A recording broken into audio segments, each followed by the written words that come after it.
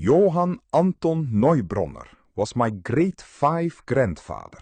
He was from Usingen, Germany. His father, Wolfgang Thomas Neubronner, was a descendant of Lorenz Neubronner, who moved from Ulm and then to Frankfurt am Main and then to Esch, where he married Maria Junior and began a textile business, making wolplush, or woolen plush, a type of velvet. Johan was born in Esch, but as Wolfgang's business expanded, the family moved to larger accommodation in Usingen. In the 1770s and 1780s, German cloth producers and traders faced increasing competition from British mechanized textile manufacturing, which was beginning to undercut traditional handcraft-based German production. This was in combination with the general economic stagnation of the small Nassau principalities and the disruptions following the 7 Years' War. Although the Neubronners had enjoyed relative prosperity, these evolving circumstances prompted Johan to seek his fortune in the Far East in order to help his family financially. This coincided with the VOC's increased recruitment of young men beyond the Netherlands at that time, when no less than 70% of the common soldiery on board VOC ships came from outside the Netherlands, half of all common sailors and nearly 30% of the ship's officers. Men from Hesse, Nassau, Württemberg, Ulm and the Rhine Valley were precisely the territories most afflicted by post-war economic stagnation and became the VOC's primary recruitment pool. Johan Anton Neubronner decided to enter the service of the Dutch East India Company for 5 years to support his parents financially. On Thursday, February 11, 1789, he leaves as gummer with Chamber Amsterdam on board the ship Dogersbank, bound for Batavia. He arrives at the Cape on 26 May, eventually arriving in Asia almost a year later in Malacca, where he eventually settled and never returned to Europe. Voyage to the East Indies. Johan Neubronners wrote letters, which he sent home from the various ports along the way, vividly portraying the adventurous and life-threatening nature of his journey to the Dutch East Indies. The letters afford a rare description of his voyage to Batavia, and his writing affords the reader significant insight on life on board the ship. These letters, which are detailed here, have been donated by the Neubronner family to Leiden University as part of their Southeast Asia collection. In Malacca. Weakened by the journey, Neubronner first had a short stay in hospital, like most of his travel companions. Then he stayed with the head of the slaves' quarter, also a German, who advised him to visit Governor Abraham Couperus. Neubronner, educated and resourceful, quickly shed his military identity. Within days of arrival, sought out the governor, as advised, and within weeks was working as an assistant bookkeeper. The image on the left is the tropicalized version of the VOC's soldier uniform, but considering Neubronner's rapid shift in occupation, he may have looked more like the civilian merchant depicted on the right of a Batavian senior merchant. On January 2, 1790, Johan Anton Neubronner began working as an assistant bookkeeper at the company's trading office. This trading office was located in the Stadhuis in Malacca, where the governor's quarters were also situated.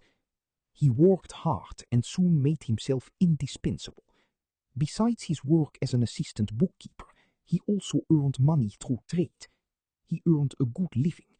After working for 16 months, he had more money than he could have earned in Germany in 5 years. He wanted to send a sum of money to his family. However, he could only obtain permission to do so after having worked in Malacca for 3 years. Consequently, his plan to financially support the family in Usingen initially came to nothing, and his letter of October 20, 1800 shows that it was also difficult to transfer money safely at that time. Together with a friend he had met at a trading office, Johan Anton made plans for his return to Europe. But Neubronner had become increasingly integrated into local society. He taught all sorts of things to the youngest son of Abraham de Wind, the largest merchant in Malacca. He attended evening parties and around 1793 was introduced to the most important people in the city by a former acquaintance from Usingen, who had risen to the rank of Surgeon Major. He does not mention names, and exactly who these people were remains a matter of speculation. One of those influential individuals was Adriaan Cook, from an established Eurasian family descended from Joost Daniels Cook. Settling in Malacca. Whilst his letters describe a longing to return home, Neubronner never did. Instead, he resigned from the VOC on 30 August 1794 and became a free burgher. In 1793, he had married Catherine Cook, Adriaan Cook's sister. There is a plaque in her memory at Christ Church, Malacca.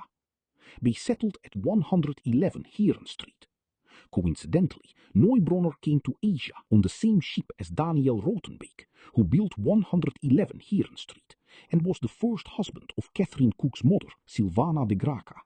Sylvana would eventually bequeath that property to her son-in-law and daughter. In 1795, Neubronner obtained the position of bookkeeper and warehouse master. In 1796, he became a member to Court of Judicature in Malacca. The arrival of the English and the departure of Couperus in 1795 led to major changes, but Johan Anton adapted easily. He learned another foreign language. After French, Dutch and Malay, he would also learn to speak English. I learned English here in Malacca, and quite well at that, which serves me very well. I find the language concise and energetic. It has become my daily language, which I consider indispensable for young people. In 1808, he was appointed president of the Orphan Chamber, the Weeskamer, and remained so until his death in 1815. In 1808, Johan Anton became president of the Orphanage of Malacca. He held this position until his death in 1815. Since the orphanage was the only institution in Malacca that could lend money to citizens, the orphanage effectively functioned as a bank, making Neubronner effectively director of the Bank of Malacca. Neubronner's decision to stay in Malacca may have partly been due to the turbulent times resulting from the Napoleonic Wars. When peace returned to Europe following the Treaty of Paris of November 20, 1815, it was too late. But there were also other considerations. Johan Anton was well established in Malacca society. He also had a large family.